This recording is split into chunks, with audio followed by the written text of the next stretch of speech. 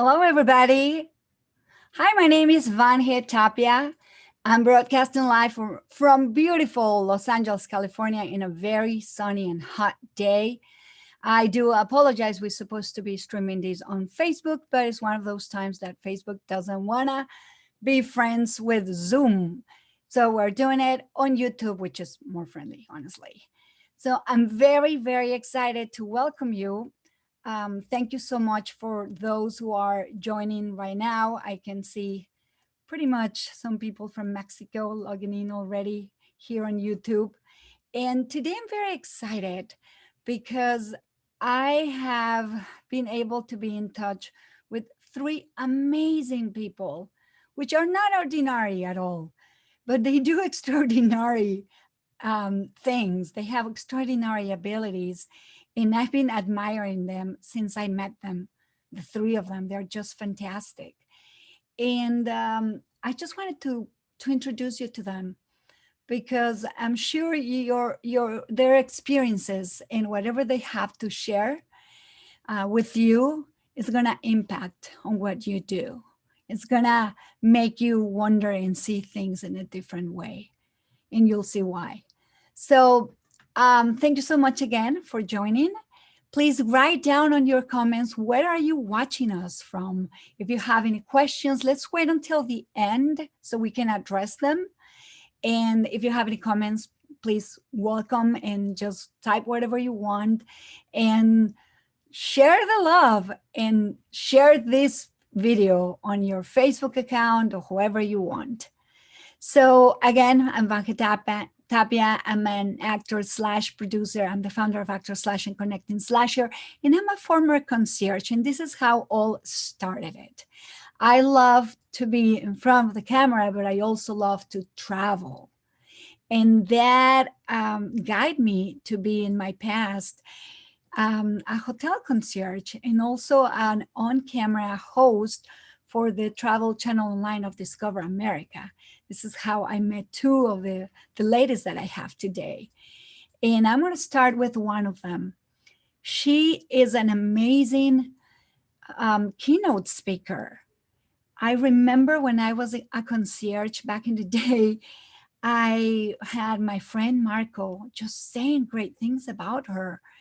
And I was gonna attend my first Congress up in Seattle, which is what we call the Golden Keys, the Golden Keys, the cross kills on your lapel as a hotel concierge.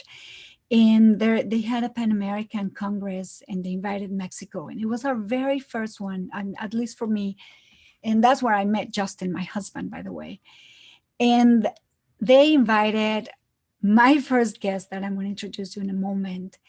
And she is just mesmerizing. She was one of the speakers, but she's also a former concierge herself. By the way, the first female concierge in the US. And one of her books, she had several ones, but at least 2 or 3 books. Thank you very much. And a lot of information for concierge are considered the Bible of the concierge. So I know it right now, it's old me. Well, Justin, are you there? Help me clap and welcome Holly Steele, she's joining me today. And I'm very excited. Justin, help me out. There, 2 claps. How are you? I'm great. Thanks for having me. Thank you for joining. I'm very happy that we reconnected. We're Facebook friends and we haven't spoken in so long. But I'm glad you're here because now we are more hands to clap for my next guest. Because she's also a big traveler. And I met her through her husband, who is, he's one of the partners of the agency who hired me to be a on-camera host and travel all over the US as an ambassador to promote this amazing country, which is the United States of America. But this guy, he was the youngest person in traveling and getting to visit every single county in the country.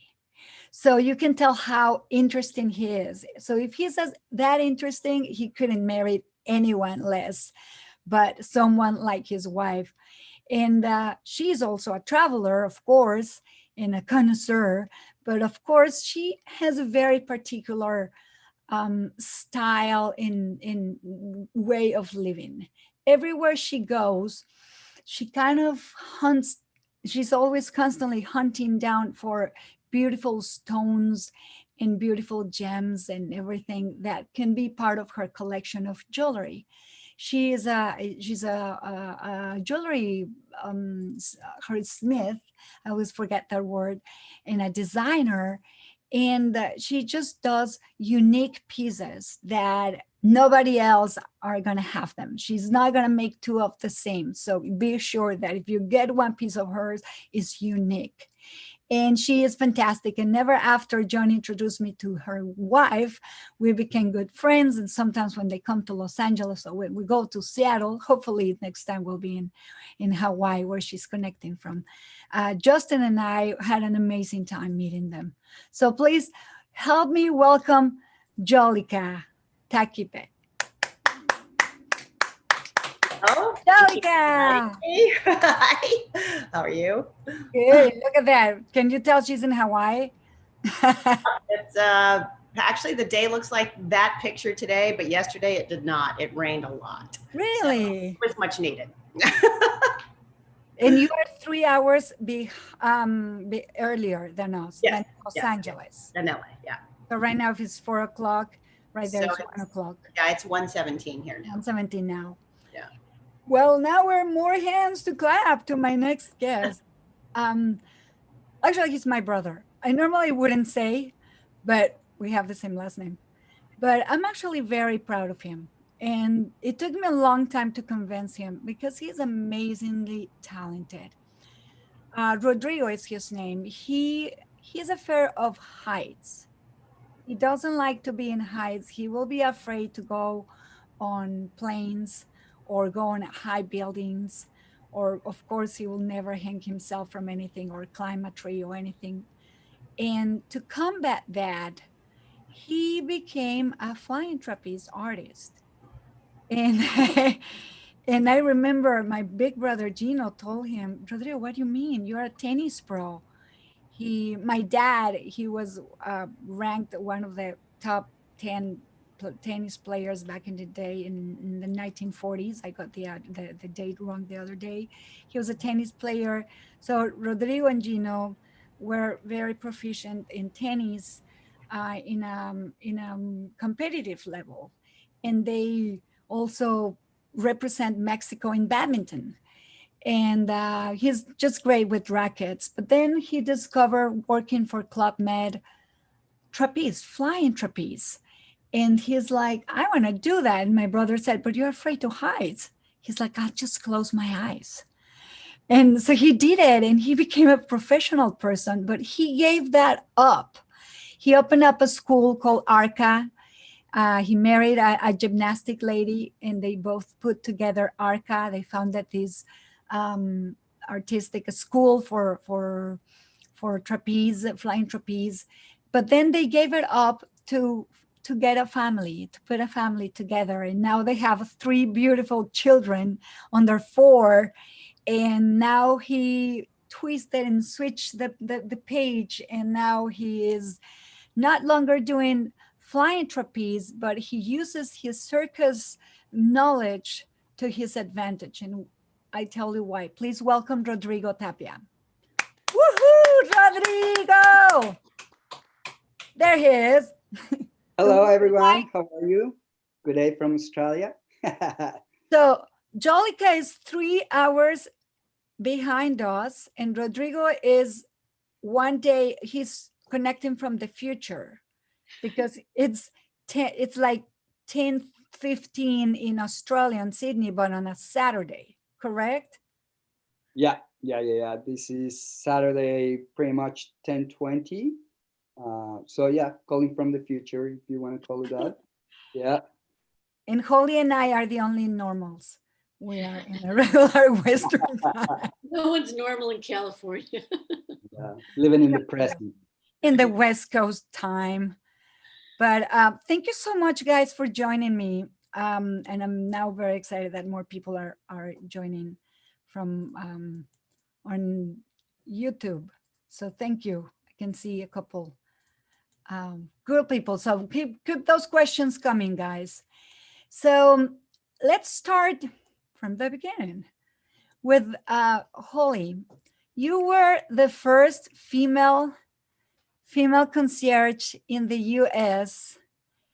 And how did that feel? Because I mean, for those who don't know, the concierge started as the cierge of the castles in big mansions and palaces. They were the key holders, and then they turned it into fancy, expensive hotels.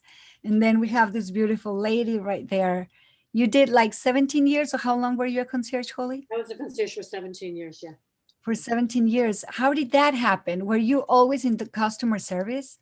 Well, no, I have a master's in education, and I moved to California and to San Francisco, and I couldn't get a job.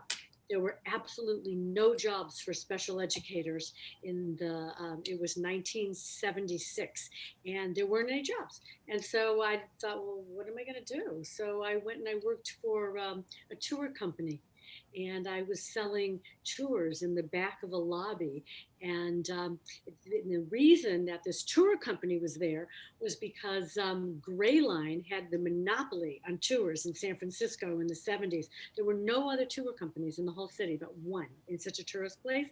And so they decided to go on strike. All these wildcat tour companies just popped up, and I got a job for one of them. And I literally was in the back of the lobby at the Hyatt on Union Square. And honest to God, I know you've never heard this part of the story, but I went to the restroom, and when I came back, Gray Line had settled their strike. They put up pickets at our front door. So I'm not kidding. I went to the bathroom and I lost my job. It was like, no! Yeah, what are you going to do now? And then the hotel decided to hire me, and that's when we started the concierge. So that's wow. So when you heard the word concierge, because that's exactly what happened to me when I got my first job, they said, you kind of have the personality to be a hotel concierge.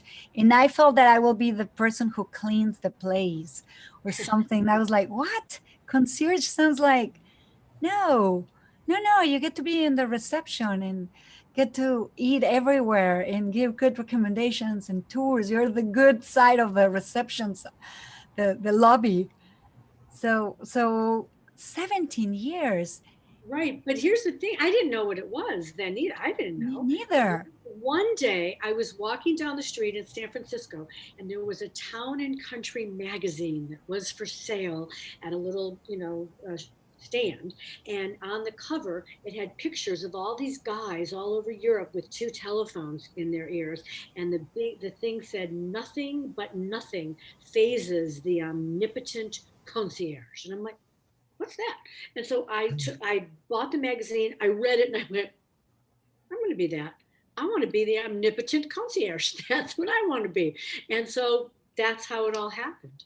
That's how I learned about really what the concierge was from that article in Town and Country. All those years. You did become the omnipotent concierge because we all wanted to meet with you. Yeah. That's fantastic.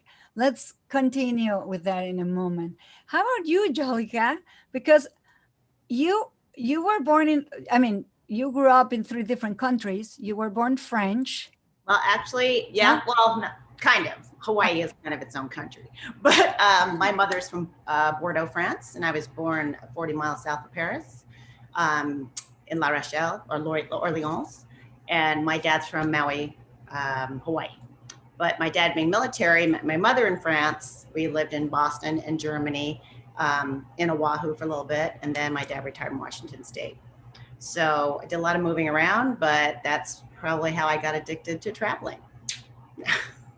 So you've been traveling like at a very young age since you were. I had a passport when I was born, and it's never expired. So up to date, I think you'd have to ask John.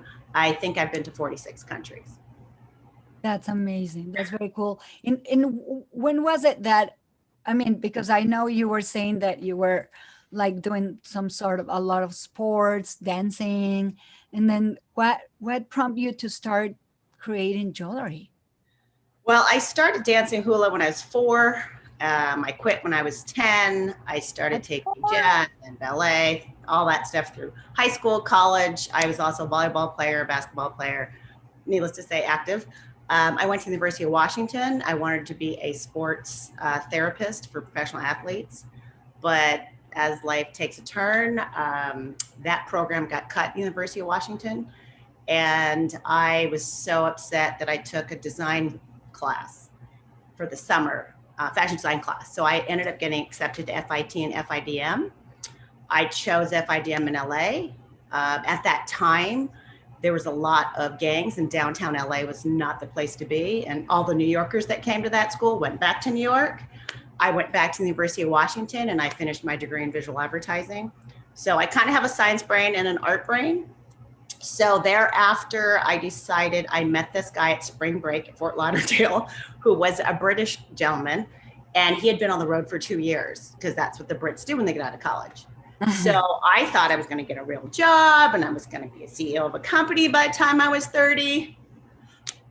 Instead, I took off and I saved some money. I came to Hawaii to see my grandfather. 1 year later, I took off and I went to Fiji, New Zealand, Australia, Bali, Thailand. I left with $1,600. I ended up working in New Zealand and Australia so I could make it through. My plan was to go to Japan, teach English, and then do Europe. So I had a 5-year travel plan. I came back, and at that time, it was the early 90s. So there were pretty much not a lot of jobs. I ended up going back to Washington State for about 6 months. I ended up in LA. And when I was in LA, I decided to get my gemology degree. Well, 2 months in, downtown LA was pretty much gang ridden. We heard gunshots all the time. And so we went back to Maui after 2 months, and I ended up back in the restaurant business and started a retail store out of the blue. I had saved another $5,000 a year later to go travel, and I used it to open a small store. So yeah. And then the store was about? It was basically a silver store, and cut a little close to your heart. I had done the research, and I knew that Tasco, Mexico was the best silver in the world. It's where I remember you mentioned. Yep. So I ended up sending my husband and his brother at that time, or boyfriend. They bought a bunch of silver jewelry, brought it back, and we opened a 200 square foot store on Front Street. And at the same time, we were waiters. And that grew. And then in 97, we ended up having 2 more stores. And then I ended up getting into wholesale after 9/11 because I closed the stores. And now I just design jewelry. So it's kind of my little path. But in the meantime, I just kept traveling. That's amazing. Yeah. And then you ended up getting married again to your best friend, almost like a friend who you knew already, because it's like you met him right. Yeah. So 9/11 brought a lot of bad things and great things. I lost my business, my husband, and then I got a new husband and a new business. So John is my best friend, one of my best friends from college. I've known him since University of Washington. We were, he was in a fraternity, I was in a sorority, we were next door neighbors, and we were pretty much, I was a female version of him and he was the male version of me. So the ironic part is when I was living in Sydney, Australia, where your brother lives now, I used to live in Manly. He happened to be in Australia at the same time I was when I was living down there. Our paths have always crossed. We've always stayed connected. And then he moved to Hawaii for a while. And then when we ended up getting divorced the same year, not knowing it. And I went, yeah, so that was kind of weird as well. So over time, we ended up getting together, and now it's been, God, almost 18 years. So yeah. You guys been together for 18 years now? Well, yeah, about that. Yeah. 2002, or 2003, 17 years. That's cool. That's very cool. Yeah. So I'm very happy. Let's go back in a moment about the kind of jewelry that you designed and how you managed to travel and design everything at the same time. So, Well, when I was traveling in Thailand, actually started in Sydney, Australia. I went to this really awesome art fair and I found an interesting earring. And I thought, wow, that's really, really neat. Um, that's when it started to spark, because at that time I wanted to start my own business. I just wasn't sure what in. And with our travels, we ended up in Thailand and I saw jewelry everywhere, because anybody that's been to Bangkok will tell you that it is everywhere. And I started hunting for sources as well as stones and who could manufacture. And I ended up buying parts and pieces. I brought them back to Seattle. I took an art class and started learning how to basically silversmith. And I opened a booth at the Pike Place Market. And I started creating all this jewelry and sold it there. And I started getting wedding people that wanted me to do their weddings. And at that point, that got me into the jewelry business. And ever since then, wherever I go, that picture you have of me with basically I'm hiding behind almost a curtain is from Vietnam. They just started producing pearls there. And so on our vacation there, I started hunting for pearls. So I tend to try to go to places that allow me to hunt and find things for my business. And so subsequently, I have just been taking classes since then to kind of progress in the direction that I want to go in. Right now, I'm in a jewelry CAD program to learn how to do jewelry engineering, 3D on the computer to create jewelry. oh, wow. That sounds Yeah, it's been a long journey. Yeah, it does. Wow. So how about you, Rodrigo? You were a tennis player, you were a badminton player, you were ranked at your one of the youngest, I mean, what was it? You were like 16, 17 playing badminton, representing the country. Yes. So as you know, most of the family grew up just playing all sorts of sports. My brother Gino and I just grew up playing badminton, and then tennis came a bit later. Funny enough, because our dad used to play tennis at a very competitive level back in the 40s, and we were kind of expected to follow the same path. But we started with badminton, and that's what I did. Then my brother-in-law at the time taught me how to hit the tennis ball, and kind of liked it. But obviously, badminton was my passion. From there, I ended up going to Club Med, funny enough, and I took tennis a bit more seriously, because I was actually coaching tennis. And yeah, from there, I was a bit naive, because the flying trapeze was next to the tennis courts. So they always, were like, "Oh, Rod, coming over, just give it a go. It'll be fun." And at the time, I was terrified of heights. So I was like, "Oh, I don't know if I want to do this. Pretty high, 10 meters up in the air. So 33 feet up in the air, because you guys are in Imperial." But yeah, so I gave it a go, and I was terrified, but I fell in love with the adrenaline of the flying trapeze, and just everything involving the circus. And before I knew it, a seed had been planted, and I pretty much ran away with it. Ran away with the circus, as people say. And yeah, that pretty much took me all over the world. I spent quite a bit of time in Canada, obviously Club Med, North America, uh, the Caribbean, Bahamas, and now pretty much I ended up in Australia, where my wife and I created a circus school, the Australian Recreational Center for Aerial Arts. They're known as ARCA. So we had that for just over 8 years. And yeah, that was amazing. Just, it had its challenges, but it provided us with so much. We just met so many amazing people along the way. Yeah, it was really interesting, because it was a journey that it was like one thing was put in front of the other one, and it kind of led me to be here. That's amazing. I'm gonna share some cute pictures, but I have here for Holly that I want you guys to see this if this thing opens. Today the technology is refusing to work in my favor, but I have here a picture when Holly was.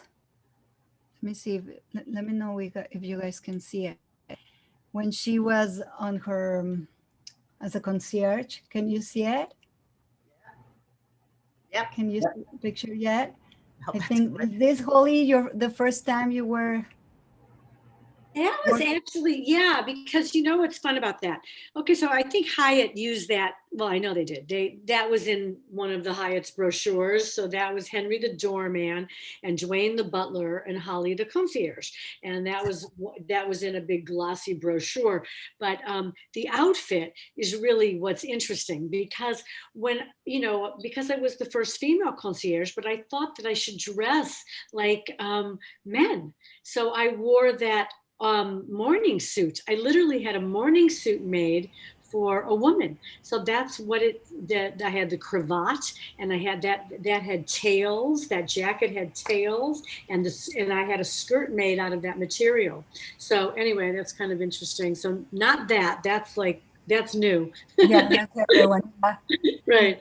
But that one, anyway, so that was when that was. So that was probably, that picture might be from about I started in 76. I'm thinking maybe that was like 78. So that was still in the late 70s, that when concierge were first being introduced to America.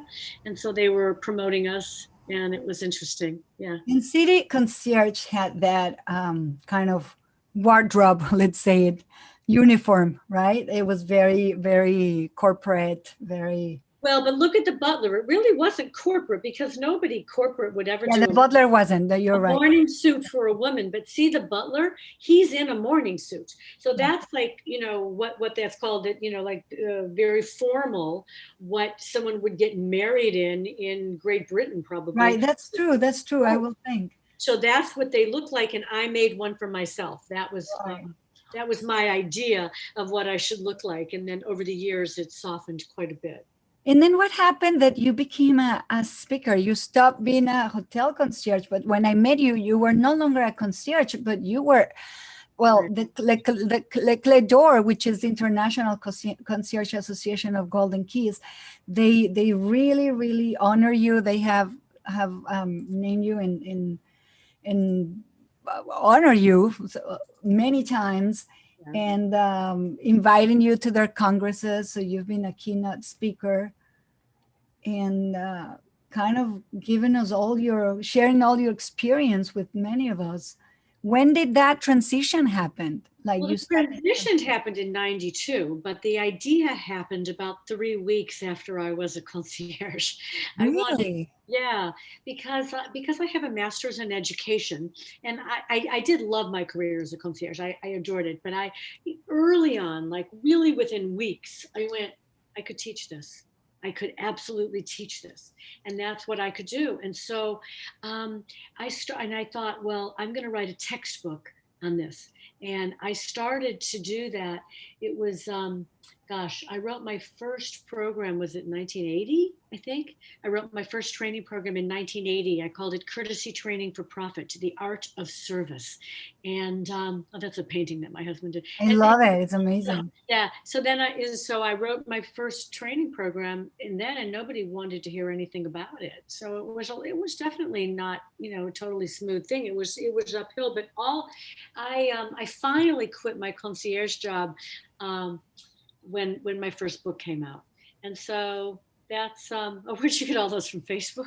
Yeah, I stole all the pictures. I was totally This is okay for all the talking you travelers. guys. I love this picture because for the travelers that it says Holly Guacamole, and I was where was I? I don't know. I was in Dubrovnik, I think. Anyway, and I was just walking around by myself, and I walked into this little children's shop, and I realized they spelled it wrong. They meant to say Holy Guacamole, so I got the largest boy size I could get in the children's shop that said Holly Guacamole. It really made me laugh. So Yeah, yeah. it's funny. But so you've been doing all this For 30 years. picking. It's just amazing. I just remember I had back in Mexico 2 books of yours, and one little red one is called Thank You Very Much, which I love. That is all about gratitude with you. Yeah. Yeah. And so yeah, I mean it's really been great. That's my husband, the photographer. I remember. Yeah. I snapped this picture because I think it's cute.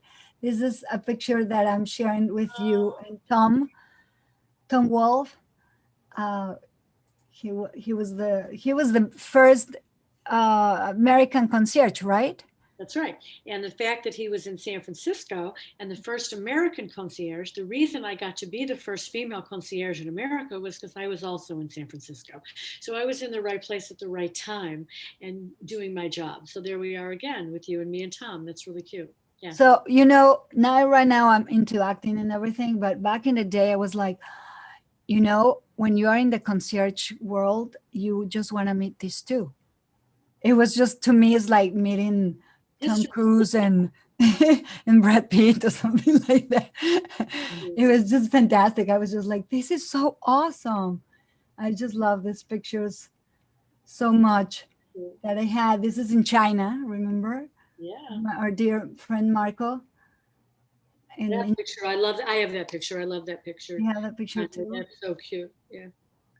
So you are also a big traveler because being a Right. concierge allowed us to also go. There's normally 3 concierge congresses internationally: the local one from whatever the country you are, then the international, and sometimes they are like a Pan-American or like regions, which give us as a hotel concierge the opportunity to travel, and that's actually a great way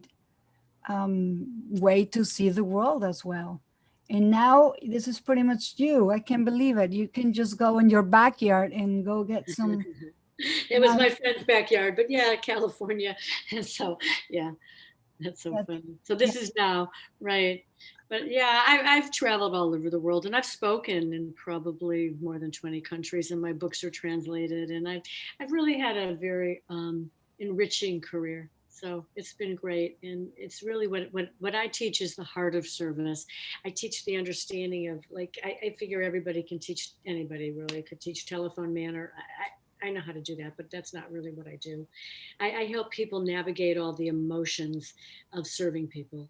That's really my specialty. And now I have a whole online program now too that I have. And that's been a silver lining of COVID, created that. It's just so important. You can stay in the fanciest hotel ever, but if the service is bad, I mean, there's not such a thing as bad service.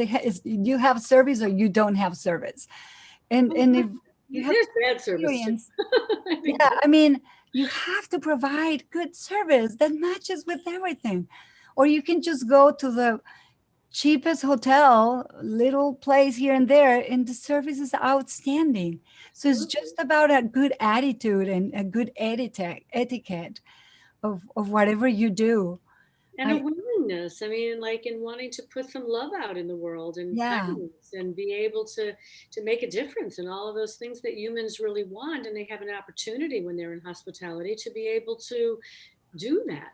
So that I teach something that I call the psychic salary. Like, what do you receive from your job that's other than money? And this is the kind of thing that people need to understand, that there's so much value in that.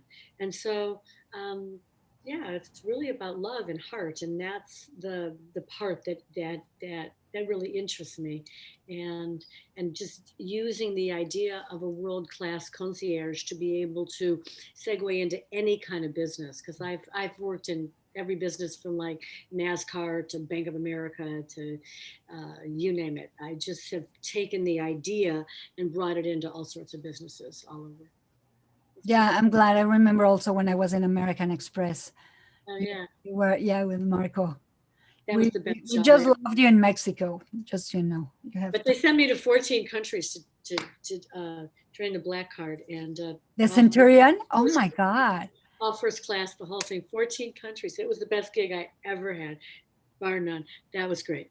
Yeah, it was awesome. Can you imagine? And me working in American Express, the farthest they send me to Canada to launch the car there, and that was it. But that's amazing. Very, very, very happy to hear. Thank you. Thanks for having me. So we'll come back with you in a moment because I want to know what was the hardest or the most challenging request you ever got. So think about it. Let's go back with Jolica. So Jolica, I want to share these pictures of you now because I just you're like, oh yeah, I'm a stalker. Went through everybody's, I just went through everybody's accounts and I just looked. Just look at that beautiful pendant that you have right there. Of course, you probably designed it. That's actually Italian coral that I had John find south of, or actually I'd say it'd be west of Rome on the coast. There is a gentleman, the previous photo that you saw there, that's the Tucson Gem Show. So that's a great place to go. It's one of the largest gem shows in the world. And if you want anything, it's there. And it's usually January 31st to February 15th, and you get people from all over the world selling what they have. And there was a gentleman there that I used to go to buy red coral, and he wasn't there. And we happened to be in Italy. And I was like, okay, this is the address. You need to go to this place. And he went, and he said it was so weird because you went into a neighborhood. It was not commercial by any means. And then you had to knock on this door that had no sign. And then you walked in, and it was this land of red coral. Because red coral is one of the only or few corals that don't change color when you take it out of the water. It's amazing. red. It's beautiful. Yeah, red coral is really beautiful, and it's quite rare these days. How do you select this? I mean, how do you know when it's a good stone? And I mean, I'm sure you already have what we say in Mexico. You have a good fang. Well, I did get my GIA degree, so that helps. But also, when you look at a stone, you really want it to be very clear. You don't want a lot of needles or inclusions in it. And you don't want a lot of variation in color. A lot of times, not always, but a lot of times the variation in color can mean it's treated. That's not always, but yeah. And today, a lot of things are treated, and they do have to tell you if the stones are treated. It's just ethical. So yeah, that's one of the few ways. And by traveling so all over, you get inspiration from every single country. Well, you know, when I had my stores, the Asian market, when it came to jewelry, was really big, especially Mahjong, and Mahjong has come back. So I used to buy old antique sets, and people would kill me if they knew that. And I would take them apart and make jewelry out of them, because a lot of them were made out of ivory. Most of them, like that big piece, was made out of bone, but that's a new piece because most of the old pieces I've already sold. And then this is just a line where I started out with just wire, hand pounded wire in Hawaii. I love them. You know, I started making masks at the beginning of this. Now I'm starting a business with my sister. This is actually a lava piece. I call it lava. It's a line called Lava Line, like the piece I have on here. It basically is, I mold the silver to flow around the stones. It kind of looks like lava that flows through the piece. And the reason that each piece ends up being one of a kind is because each stone and each piece fits the stone. So you'll never have to, even if the bands are similar, the actual piece will not be the same. It's just, look at that. They're just beautiful. Thank you. So people can just go on your website, which I'm going to ask for it in a moment. And then can anyone just approach you and say, I like for you to make something special for me, or does it have to be whatever you have? No. Especially now that I'm working in this new CAD program, I can pretty much make anything. As long as it's, you know, makeable. I actually do. I will always do the lava line, which is what you just saw by hand. This, because of the way it flows and moves, it's supposed to be organic. The CAD program is a little better for things that are more linear, even though you can do that on it. But the hands and the feel of putting those pieces together is what really makes it fun and exciting. I do like more unusual things. I like things to be more artsy. The funnest part is that show, to be able to just go through tables and tables of pearls. Like those are all bags of pearls. Yeah, that was amazing. I remember I went there. Yeah, it is. It's quite an adventure. And Tucson's such a wonderful city. I really do like it. A little dry for me, but 5 days is good. Yeah, exactly. Once in a while. Sure, it is. I mean, it's just like I'm not into rings. Everybody's like, are you married? And I'm like, I don't wear my rings, but when I see these beautiful rings, I'm like, well, maybe I will wear one. Yeah, when I had my stores, I sold in my store at all times. I carried over 4,000 different types of rings. People love them. Everybody's got their thing. They're It's a great gift. People, bring people. So That's joined me at my wedding. Where did you guys? I remember it was just like, hey, well, let's just get married, and then you went to Europe and got married, like with a. Well, no, it's not that easy. We actually, John started Discover America with his business partner, which was the official travel guide for the world to come to America. And at that time, it was 2006. When 2008 rolled around, it got really hard, and we were supposed to get married then. And so we postponed it till 2013. And because my mom's from France and he's Italian, we chose Amalfi because it was a lot like Hawaii, if that makes any sense.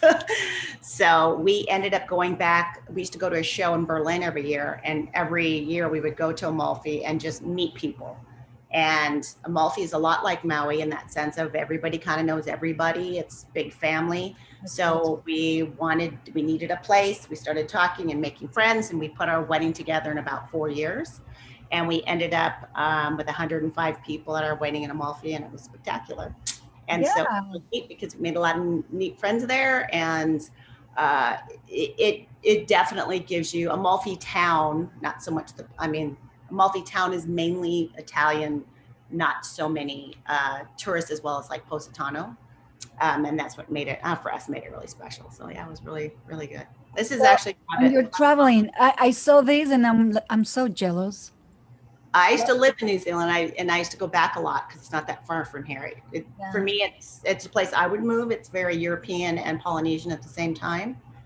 So yeah, that's a great place. Oh, this is my you're all my like Greek artichoke pie. Pie. Yeah, you're also into traveling and cooking. And this is Norway. I think I took this picture. That's why. Yes, this was at the Tucson Gem Show, wasn't it? I think so. Yeah. In Olympic. I don't know. Oh, this was actually last year's Halloween. His sister and her husband put on a big Halloween show in New York. So we were Vikings. That's cool. And this is when we went to visit you that time. Yeah. So what are you gonna be wearing this time? Well, since 2020 has pretty much sucked the life out of all of us, we're gonna be vampires. Vampires? That's cool. I'm gonna be Katrina, like every single Mexican. Hey, we're getting people saying hi from Brazil. A lot of people, like I learned a lot from you, Holly, Marco Bransford, Primate Head. I'm in the US. Some people from different countries. Thank you so much, guys. So Rodrigo, now I'm gonna share. I love for us to discuss some pictures that I have here of Rodrigo, because you will think that he had a peaceful life only with his girlfriend and their dog, Charlie. And then they open up their dream business, which is pretty much, their flying trapeze, ARCA. Just so you know, the trapeze, or I don't know if it's an organization, maybe Rodrigo, you can tell us what it is, but everywhere he goes, he has friends. that he doesn't even know in person, but it's like a network. And he's like, oh, I'm gonna come and visit you. Oh yeah, I'm gonna go and check out this flying trapeze from so and so. And like, how do you even know? In fact, I think that's how Australia found you.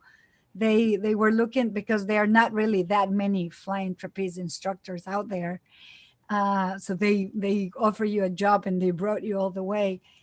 And then how did that happen that you started um, reunited with a bunch of friends who are only just as gymnastics and cool people that can just see a tree and hang in the tree or go upside down just like that?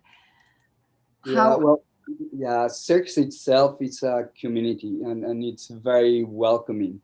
So before you know it, you're always coming across different people. Yeah. So these guys take dinners. They go and Yeah. I do remember that one. Very creative.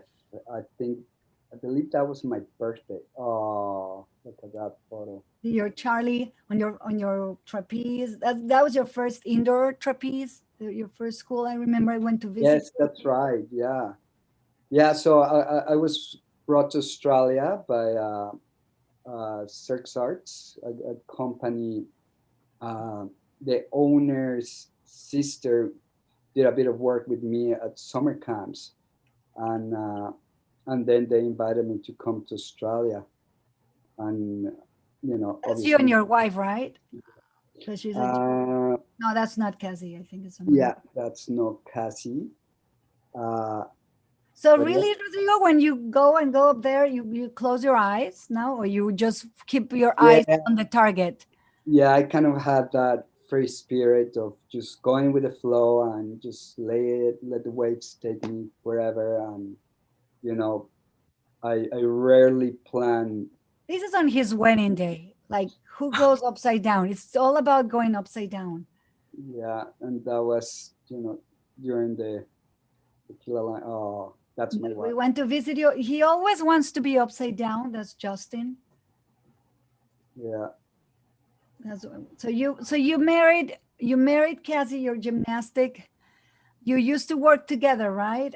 I mean, I think they decided to have an Australian wedding and a Mexican Aztec wedding. Yeah, that's right. And with mariachis. And then babies came. They decided to, was it hard to close the academy and to welcome babies? Well, the business was a 24/7 business, pretty much, because we not only welcome regular people to come and do circus and take circus classes as people just going to the gym and just trying to get fit. So we welcome everyone. We also worked with performers, helping them out to create acts and just go all over the world. Sometimes help them out find some jobs. We also did events all over Sydney, East Coast as well, and yeah, look at that. That's your three little peanuts right there. They're adorable. Yeah. So yeah, the business was very, very busy. So right away we knew that if we wanted to have a family, something had to give. So we tried to little by little get rid of little sections of the business and try to keep some, but it just became too much. And I'm a believer that if you're gonna have a family, you want to try to create a lifestyle where you can spend as much time with your kids as possible. So that was it. So we made the decision to close Arca, which was really sad because we obviously brought quite a bit of people together just to share the love of circus, and then we created this amazing family, which is now my world. And to do that, it was a big transition because from doing circus and technically circus is sort of hospitality, where you're always dealing with people at their best. People are always happy, always trying to improve, and you get some people that want to do circus because they just want to get fit, and you just help them, and their life changes. And so yeah. So Rodrigo, now what you do is you specialize, you took advantage, you took circus to your advantage, and then you certified to be heights, how do you call your titles? Well, what I do now is pretty much high risk work, which is working at heights and all that. So doing circus, sometimes you're setting up flying trapezes at a big venue or a convention center. So in the old days, there was not really any equipment. You would just climb up, shimmy across the beams, and send a rope up and start pulling the equipment up and down. So this is so working. Those days changed a lot. So now people, need to wear harnesses, and so along the way, I started getting all different licenses and qualifications. Work health and safety, working at heights, industrial rope access, rigging, aerial rigging, stunt rigging, and yeah. So when I stopped doing circus, I just wanted to have a regular job where I could just work my 8 hours and right away run away to the house and spend time with my wife and kids. So from there I did entertainment rigging, which I didn't enjoy it as much. So I'm like, all right, let's just try something else. And I tried different riggings. The industry is very different here in Australia. It's not as big as in the States or North America. So it's very small door, I guess. And yeah, from there I just started jumping. I was a work health and safety manager, just creating policies and procedures to create safer and healthier workplaces. I did that, but it's just a lot of desk work. Sometimes you go out to sites and help people. And rope access was something that it kind of kept me active. You're up 200 meters up in the air, just doing That's some crazy. crazy job. Yeah, I know, because I actually started doing circus because I was terrified of heights. Yeah, that's what you said. So, and then you decided to finally go back to rackets. And how do you call this sport? so this is called pickleball. So in 2018, you were in the championship of Australia. Yeah, this is in 2018. That was the first national championship in Australia for pickleball, and that was funny enough. I had not picked up a racket. That was old circus, and my love for racket sports is always going to be there. So I tried pickleball, and I fell in love with it. It's a combination of tennis, badminton, table tennis. And before I knew it, I was just playing the final of the, Australian National Championship, Right. and ended up being a runner-up. And I love pickleball. I highly recommend it to everyone. I'm just going to quickly share this a little section of this video. So this is Christopher Titofer. He has a black eye because he went to daycare and came back with a black eye. You can see how much energy he has on a bike, right? He fell off from the bike or something. Yeah, so their daycare is very, hands-on. Go try, different activities, and they had a little bicycle track. And I want to share this because I just want to know, how do you manage with 3 children? So Rodrigo was part of the 25-day challenge, 25-day, 25 push-ups challenge. And his kids will help him do the push-ups. So here you have 2 of them. But for 25 days, we were delightful watching these kind of videos. You can see them all playing.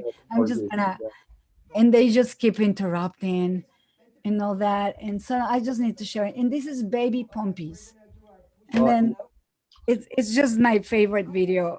a That little so bit of the shuffle to the right and to the left, and before you know it, he's done a few laps around the house. It's like those robot vacuum cleaners. Yeah, so yeah. you're trying to nominate someone. Here goes this baby again every time. But you did this for 25 times during 25 days. How do you manage to keep active with the kids?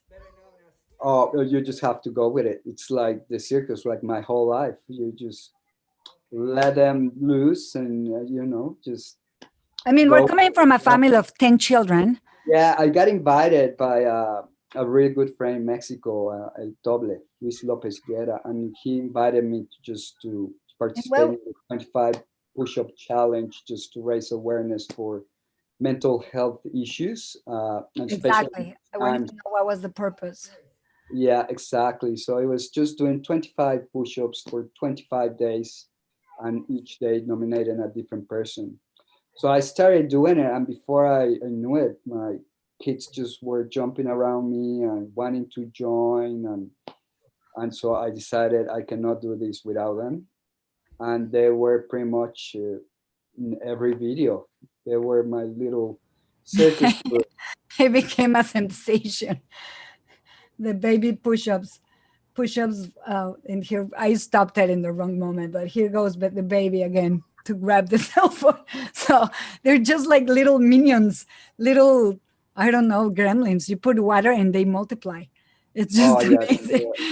they are non-stop.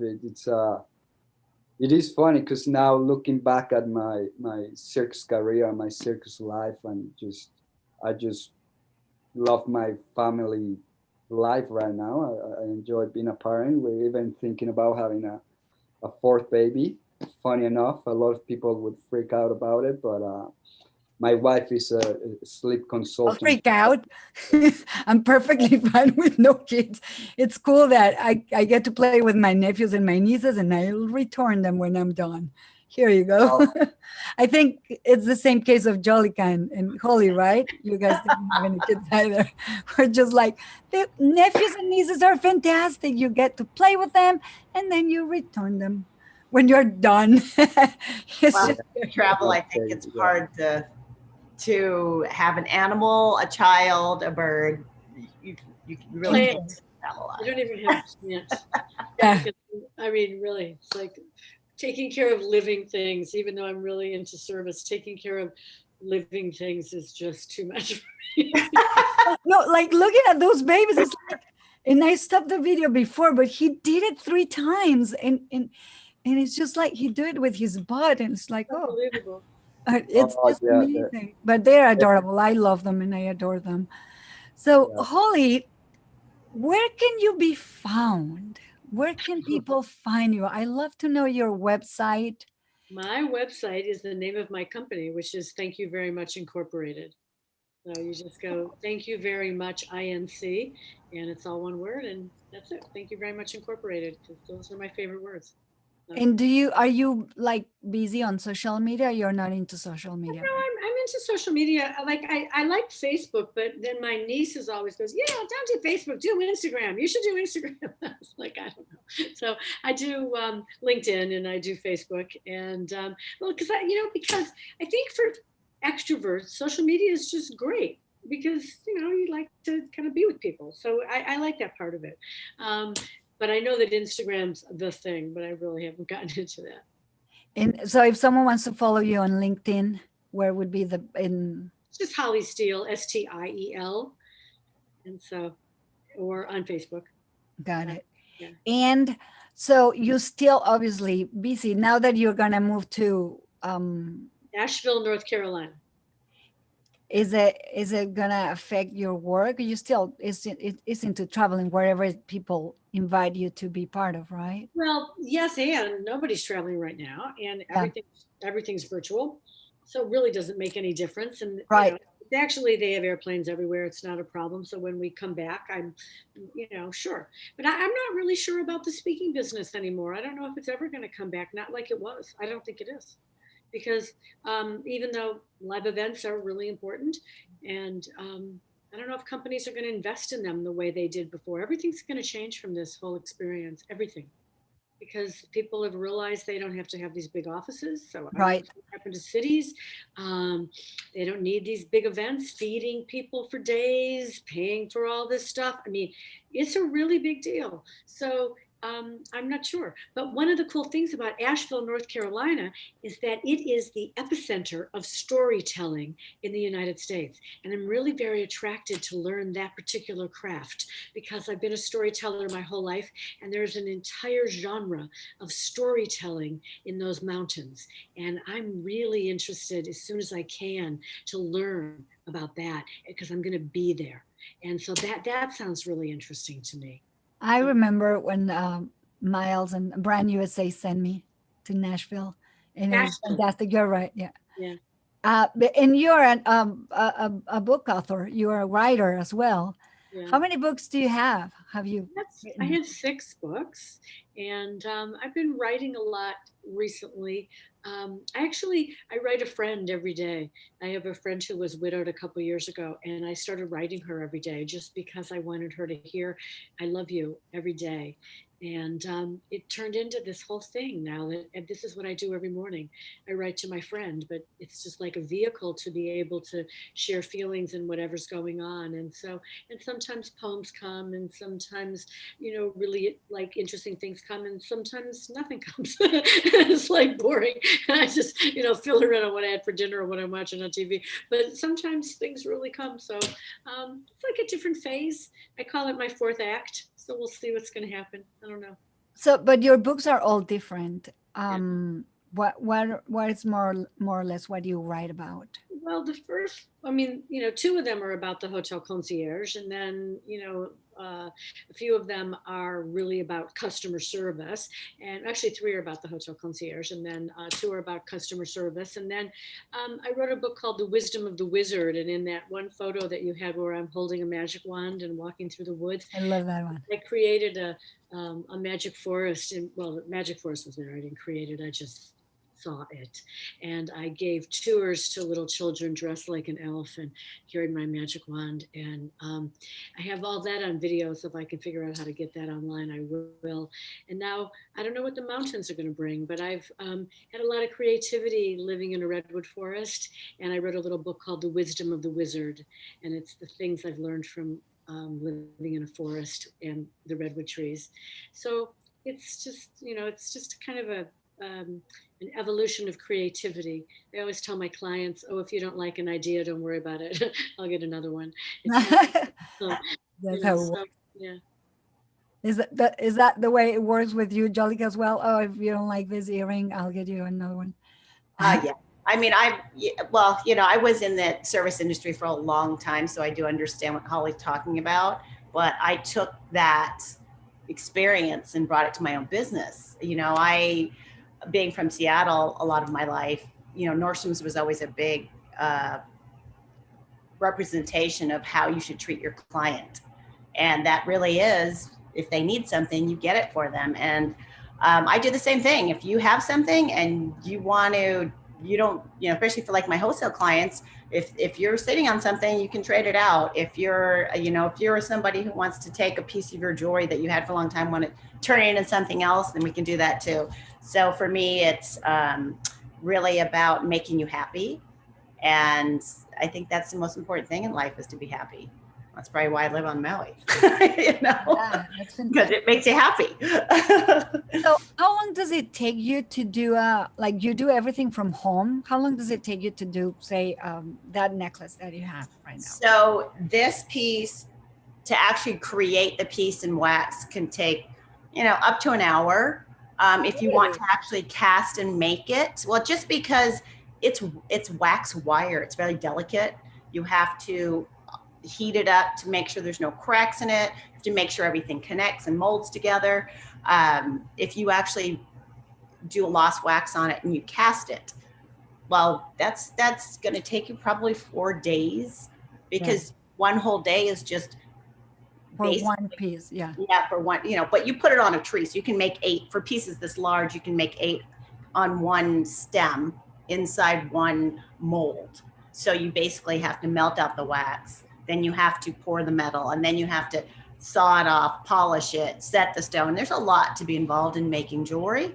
I think a lot of people don't really understand how much effort goes into it and why it is kind of expensive, because there's a lot of time. You know? Yeah, it's handmade almost, like Yeah, for the most part, right? Yeah, it is all handmade. You can't really make jewelry not without somebody's hands. You know, somebody's touched it. It's time consuming, and it's you're putting your heart, your art, your design, it's unique. Yeah, it's a labor of love. I mean, I think a lot of I'm going to say all art is like that. You know, whether you're doing, you know, podcasts, acting, writing, trapeze, all of that is art, and it takes time to be good at it, and to, you know, you have to love it. And I think you have to love everything to be happy. And is your workshop at home, or you have a space? Yes. So I work out of the home. So I actually have been splitting time over the last few years from Hawaii and Union, Washington. My mother still lives in Washington, and that's where most of my life was started out. And after college, I moved to Maui. So my husband's business is based anywhere. He can work off his computer, but through COVID, we have not been back. So I do have a studio there, and I actually work in the apartment here. So I can take it in a car to a hotel room. It's not the most convenient, but that's how I travel a lot and be able to do it from anywhere, you know. Have you had a moment that you're working like in 2 or 3 pieces at the same time, or you prefer to take your time and go like, no, first when I'm done with this one, I go with the next one? Or yes, because to split your brain in different ideas is like anything. You want to put 100% into something, you know, and a lot of times you might go, okay, well, I just need a break from that. But when I create pieces, I like to finish it. I'm a finisher. I like to start something, finish it, and then I'll go to the next thing. Not a lot of people are like that, but that's kind of how I work. You know? No, yeah, it makes sense. Yeah. And how long have you been working from, home, like doing it from your own? 2008. I've been working from home. You know, no store, no other job, just making jewelry out of my home, car, and airplane. That's amazing. So if you get to travel one of those trips that John does, you just go in. Well, I ended up bringing a kit with me for the car, because we do a cross-country trip every year. So we usually pick the South, the middle, the North, all over. And I always would basically create a kit and bring it with me. Some hotel rooms probably didn't like the fact I was polishing metal in their rooms, but I did it. Yeah, no, it's, you know, I think it's really important to be versatile and be able to just mold and go with what you're doing and where you're at. I think COVID has taught a lot of people that change is actually good for you, even though it's painful sometimes, you know. Yeah, I but agree. yeah, that's pretty much how I make it happen. That's amazing. And Rodrigo, so what you do right now, it's something that is useful to change a light bulb in the street, or to build a whole building, or to fix a bridge, constructions, for entertainment, to save people. It does have multiple applications. You can apply it to anything, working at heights, rope access. At the moment, I'm mainly being an instructor for IRATA, which is an international organization for rope access. So I spend half of my time doing that, and the other half I just take on projects. I'm going to start delivering also some courses for GWO, which is the wind global organization, wind farms and turbines and all that. But you know, we live in times where you have to constantly be reinventing yourself to be able to to carry on with life. It's crazy times right now, and especially the entertainment industry or hospitality. Everyone, like I see it, and I see a lot of friends that they've been hit hard, by this crisis so much, and you have to be, uh, you have to reinvent yourself. You want to make it through, and always stay positive, and do different things. As Jolica was saying, in Holly, this is tough times, and you gotta see it like an opportunity to reinvent yourself, and come up on top, and make it to the other side. Because you look at the world, and you see most of us come from the either entertainment industry or hospitality services in general, and the industry has been hit so hard, and you gotta take a step back, and see, look at your skills, and create a plan B and C. So yeah, for me, I was really lucky to be able to branch out from doing circus and rigging and all that, and take it to industries which are um, blooming at the moment. Right, right. But I remember to do your certification, you had to spend, I don't know how many hours in heights. Yes. So you were like, I don't know what I'm gonna do. I'm gonna have to clean windows or something, so I can come up with, like, I don't know how many hundreds of hours. Was that hard to accomplish? Yes, of course. Because getting a rope access ticket, for example, you're just getting a ticket to be able to do the job that you're going to be uh, hired to do. So Right. sometimes there's window cleaning, and I was like, oh, window cleaning, I don't want to clean windows. And they're like, oh, you can make $150,000 a year, and I'm like, okay. Second thought, the window cleaning is not that Maybe I bad. will. It's not so bad. Yeah, exactly. And I enjoy teaching. I enjoy just giving back. So for Yeah. me, at this point in life, I want to stay within the training, delivering training and assessing, and Right. try to pass it on to different people, which is something that, looking at friends from different industries, and all that, and I see them, they don't have a plan B. Right. And road access, it's a thing that I can see a lot of circus people getting into, especially because it just opens the doors for so many industries around the Right. world. So Harness and all that. So, Rodrigo, you don't have a website. In fact, you don't advertise yourself. You're pretty underground. Do you like to be followed? Or is there any? I didn't ask you, Jolica. I'm going to need it in a moment. yes. We have to go Well, soon.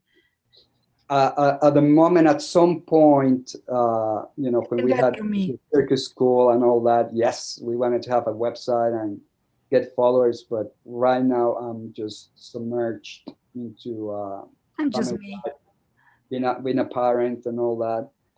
Eventually, I definitely would like to make myself available to help out a lot of people, because when you have kids, believe it or not, you close your eyes and you open them, then 4 years have gone by, and you're like, oh, where did time go? Yeah, you're going to be connecting from your daughter's room on Yeah, Zoom. but yeah, And that, yeah, going back to your question, I definitely wanna.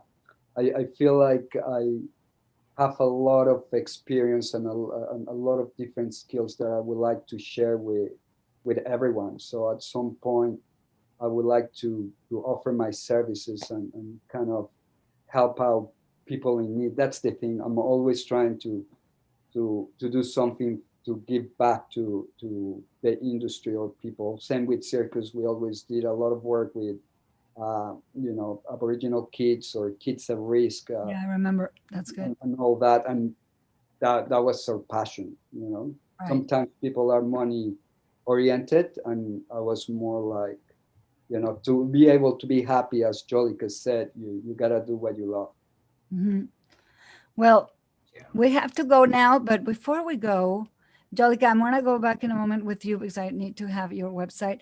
Tell me, the three of you, what has been the hardest challenge that you've been going through? Like Holly, if you can remember any request of a hotel guest that you might have had, or, I don't know, something cool, something funny that you want to share with us. And Jolica, maybe something, the biggest piece of jewelry that challenging.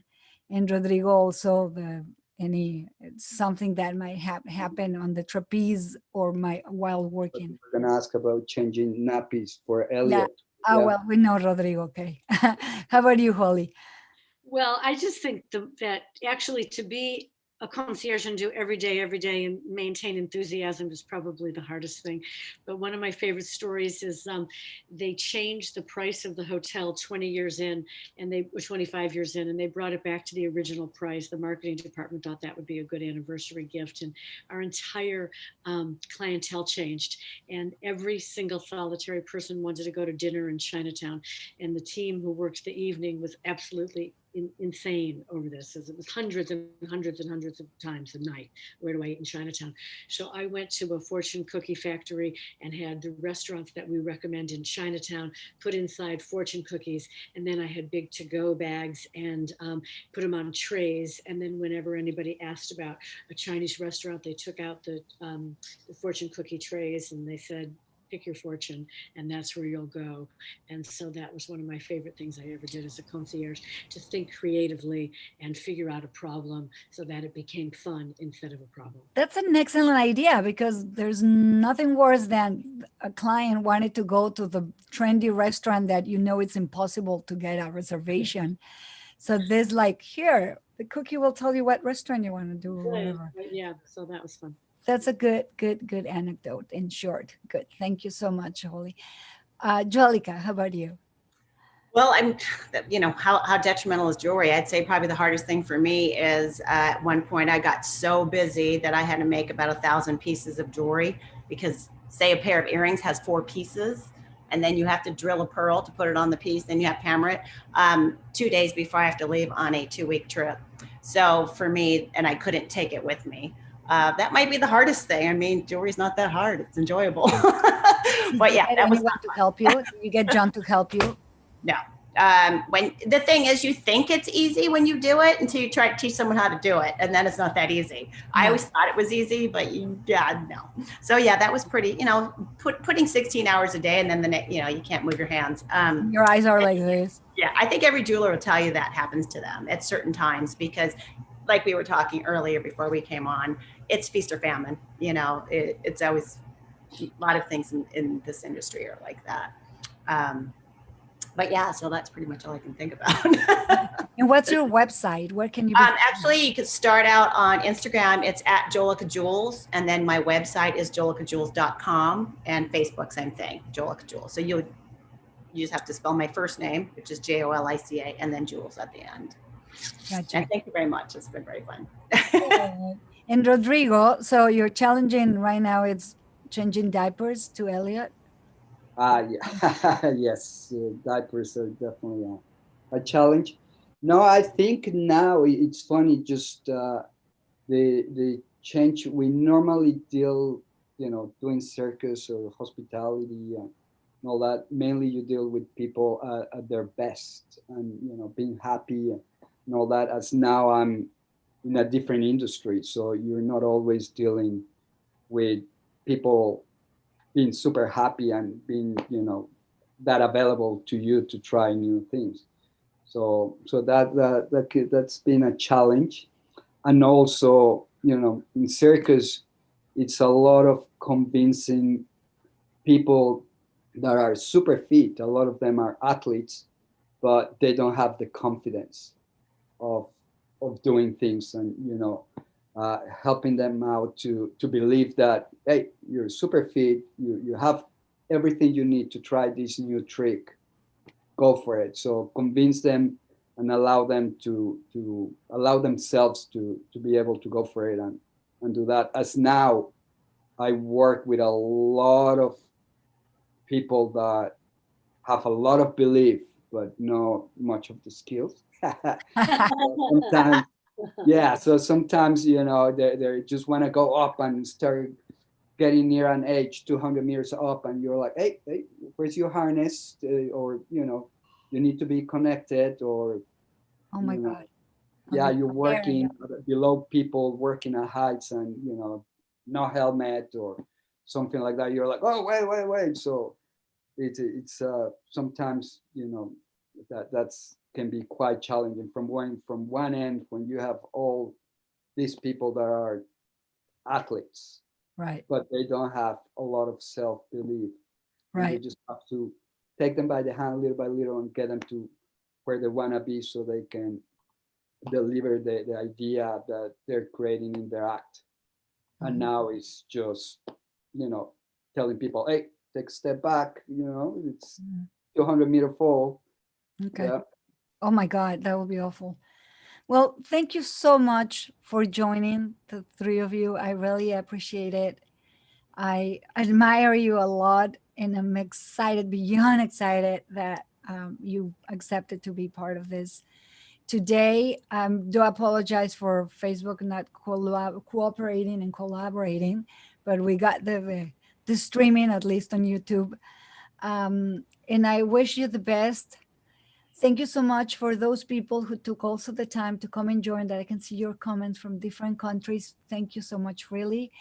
We'll take a look on Facebook as well in a moment, and I'm just reading some on YouTube. So thank you, and thank you, Holly. Thank you, Jolica, Rodrigo, Pleasure. Thank for you. your time.